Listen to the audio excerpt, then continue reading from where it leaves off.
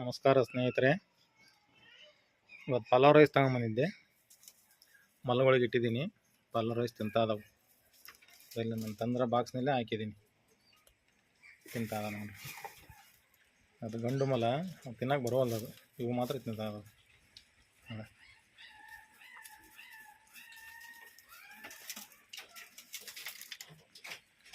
ರೊಟ್ಟಿ ಕೊಟ್ಟರೆ ತಿಂತಾವೆ. ರೈಸ್ ಐಟಮ್ ಇದ್ರೆ ಆಗ ತಿಂತಾವೆ.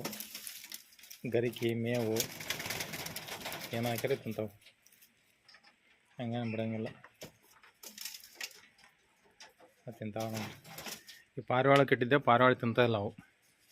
ಮತ್ತು ಇಲ್ಲಿ ಗೊರವಂಕ ಇದೆ, ಗೊರವಂಕಗೆ ಹಾಕಿದ್ದೆ, ಗೊರವಂಕ ತಿಂದಾಯ್ತದೆ ರೈಸ್. ಅದು ತಿಂದ ಮೇಲೆ ಈ ಮಲಗಳಿಗೆ ಇಟ್ಟಿದ್ದೀನಿ. ಮಲಗಳು ತಿನ್ನಕ್ಕಿದ್ದಾವೆ. ಚೆನ್ನಾಗಿ ಬೆಳೆಯಲ್ಲ ಅಂತ ನಮ್ಮ ಉದ್ದೇಶ.